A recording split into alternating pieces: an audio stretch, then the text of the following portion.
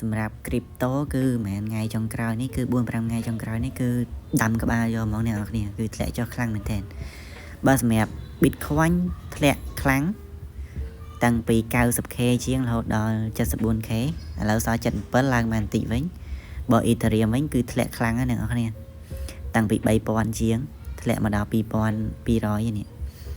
បើសម្រាប់ BNB វិញកាក់នេះកាក់របស់ Binance អ្នកនរគ្នាតាំងពី 900 ជាងធ្លាក់សល់តែ 700 ជាងទេហើយបើសម្រាប់កាក់ Solana ក៏ធ្លាក់ខ្លាំងដែរតាំងពី 138 ធ្លាក់ដល់ 95 តែឥឡូវឡើងមកបាន 100 ជាងវិញសិតធ្លាក់ទាំងអស់អ្នកនរគ្នាហើយបើកាក់នេះគឺ HRP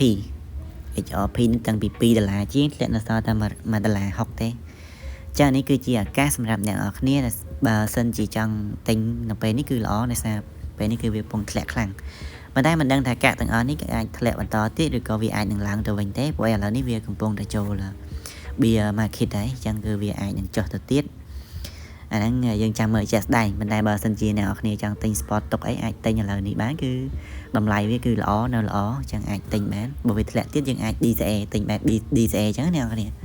បាទនេះមិនមែនជាការណែនាំអីទេគ្រាន់តែថាតម្លៃនេះវាល្អយើងអាចមើលវាបានអញ្ចឹងណាបាទអញ្ចឹងមានតែប៉ុណ្្នឹងអ្នកនរគ្នា